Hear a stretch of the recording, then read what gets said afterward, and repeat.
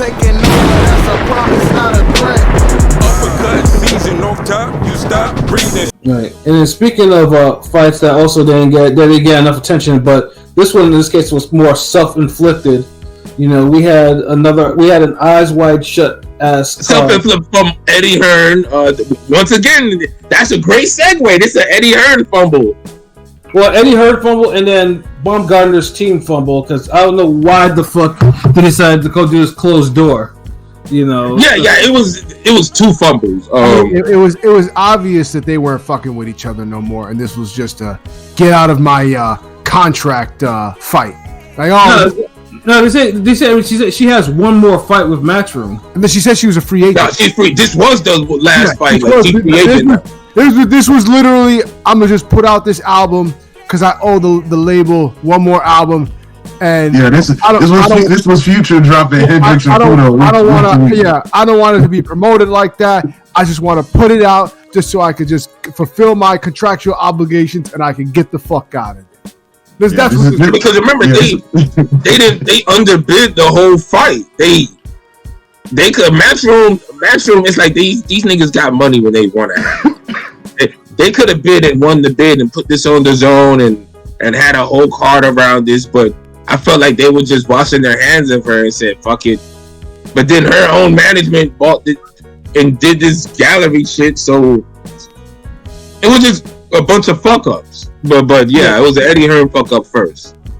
But the fun things too about the card too is the action was pretty damn good. I mean, there was like 9 fights on that shit though. But the women there, they were hungry and they were scrapping for the most part. Like, it was entertaining, but the ring was kind of weird. And then just the fact that it looked like it was just held in a fucking gym somewhere. Like, you know, just gym. It's like a Tekken stage, nigga. It was the boxing stage if you fight a boxer in a video game back in like the early 2000s, late 90s.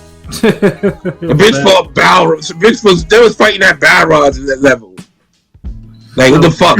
Like, it looked like it had the Tekken Iron Fist tournament letters at the top in a circle type shit. Like, what is this Fight Night Round 2 shit, man?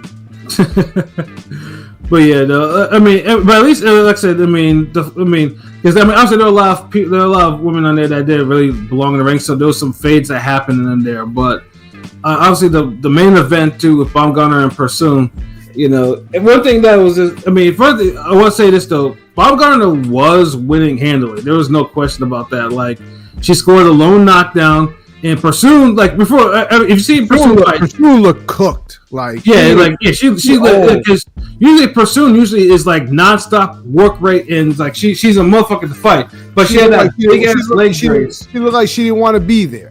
Yeah. She looked like she was taking a while to cook, but my whole thing is she was still landing and throwing punches. Like, I feel like the way Persoon looked. Mm-hmm. Baumgardner should have like got her out of there. Like, I can't believe they was even saying in the first round. The commentator was like, and Baumgardner got like already got like a marking on her eye. I'm like, God damn, bitch! Like, yeah, the Persoon was landing that right hand like pretty, but it was just like it wasn't as frequent as Baumgardner like pretty much lacing her with her right hands and left hooks. That was the thing. Like, yeah. Nah, because she was doing the Andre Berto explosive bop, bop, bop. But this is the thing though, like, I feel like in the third round she let out everything and she had her on the ropes. But then it's like I felt like, damn, like you should have kind of really stopped her there. But then it's like she got caught a couple times after that, and then they exchanged it, and then I'm like, okay, look like Shorty gonna be tired now. And then that's when the headbutt comes. Yeah, and then once the heads collided, like Persoon was like kind of turned away, and she kind of was like touching her eyebrow that got cut, and then the physician, they called time, and the physician came in to look at it. And personally, I thought she could probably fight through it, though. But like Pete said, I think just the fact that she had the no contest in her pocket, I kind of think that Persoon wanted out of the fight. Like, I don't blame her, dude. That was a bad cut to fight through, And first of all, you're already like, you got the knockdown again. Because remember, in the first round I thought was competitive. Like, Baumgardner didn't really win the round until the knockdown.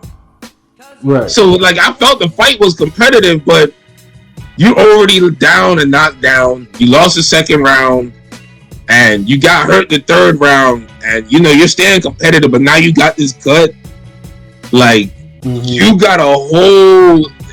That's a big fucking hole to damn climb out of. Like, nah, I'd have took that one too. Remember, you drained as well, so... Yep. Yeah, I don't even blame it. I ain't gonna fight with you. That cut was too bad to fight with all that shit against you. Yeah, no, maybe if she didn't have the knockdown. Yeah, no, but it unfortunately just made everything anticlimactic, and for an event that probably should have never been, and it's just like it was just.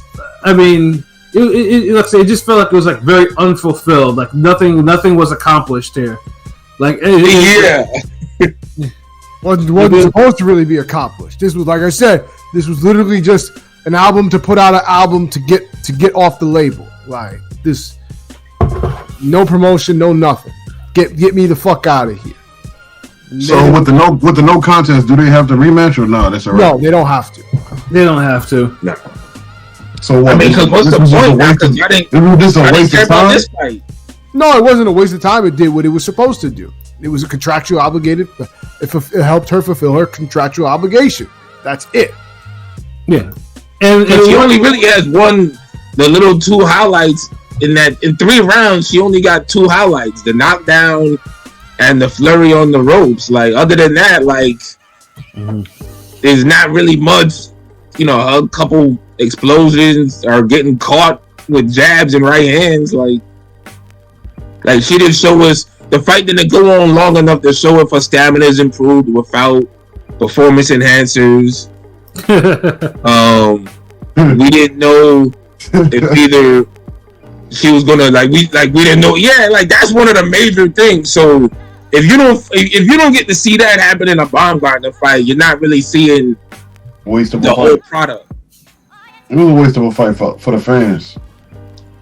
It was in a way, yeah. I mean, what fan? Like 50 people in the crowd, if that. For the people in the stadium, right?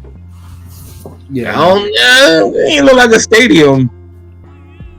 Like I said, it looked like a gym or abandoned warehouse or some shit. They just dressed it up real nice. That's what it really looked like. The back of a stage or a play or a warehouse, and they said, "All right, hold on, we going." Like someone put $100K stuff into a damn warehouse. Right, they did that shit in a Costco before they get their truck type shit. Yeah. That's like, well, you know, you open the doors for the truck on Sunday morning, so we'll give you the Friday night. You think you can handle it? Get the place back to normal on Saturday? Like, yeah, we got you. And they did their thing, you know.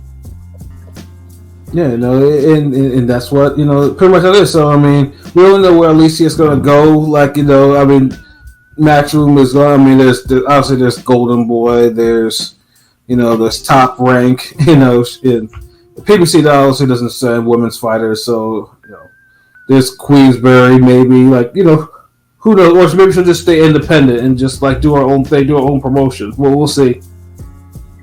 I mean, may as well. These niggas don't be promoting for shit, like, I always felt like you better off just hiring a real top-notch promotional firm or something, or make your own and just do your thing, because like this shit ain't really.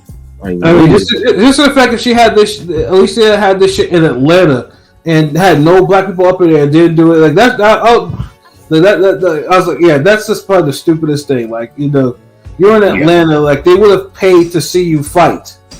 They would have, like, to have had all the housewives and baddies there and whatever reality show promos y'all could have did. Like, so much shit.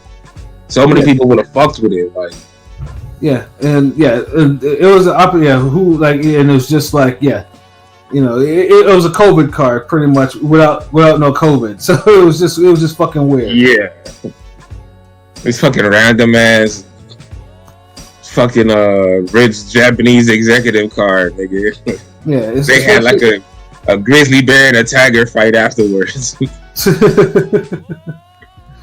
You know, but at least like I said, you know, the women at least they put on a show for Friday or whatever. So it's like I said, it was good. It was good for what it was. Like I said, it wasn't like it was all struggle or anything like that.